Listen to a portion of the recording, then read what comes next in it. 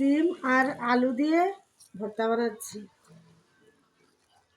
তোমরা এমন মজার মজার ভর্তা বানাও। আমি মিস করো? হ্যাঁ, অনেক মিস করি। আমি তো পারি না শ্বশুর বাড়িতে বানাইতে।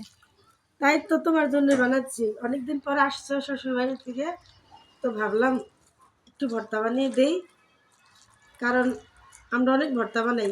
তুমি দেখে এগুলো তোমার মনে অনেক লোভ লাগে, তাই না? হ্যাঁ, আমি শ্বশুর বাড়ি থেকে তোমাদের ভিডিওগুলো দেখি, কিন্তু অনেক মিস করি। ভর্তাগুলো অনেক রকমের বানাও, মজার মজার ভর্তা। তো সিম আর আলু দিয়ে যে ভর্তা বানাইতেছি, খাইবানি? হ্যাঁ, ভর্তা খাওয়ার জন্য তাড়াতাড়ি আসলাম এখানে। ধনেপাতা যে দিলাম, কবে আসবো বাপের কাঁচা বাড়িতে। পেঁয়াজ, লবণ দিব। তোমার জন্য তো বানাচ্ছি, কারণ খেতে অনেক মজা। দেখি অনেক লোভনীয় লাগতেছে।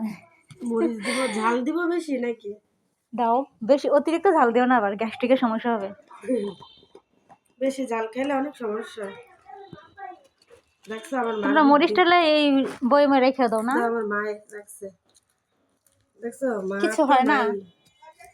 না, এই যে মুটকা ভালো করে লাগাইলে হুম, তাহলে আর কিছু মানে দাও না, মশমশা রয়েছে। এই যে দেখো, দেখছো?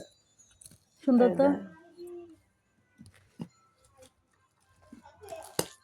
তো ভাবলাম মাছ রাঁধছি, ডাল রাঁধছি, তো ভাবলাম যেহেতু তুমি আইসো তো একটু ভর্তা বানাই।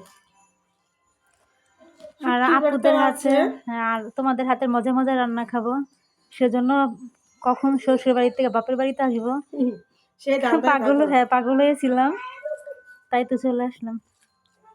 ইয়াম্মি ভর্তা, সুস্বাদু ভর্তা। এভাবে গরম ভালো ভাতের করে, সাথে ভালো করে এই ধরনের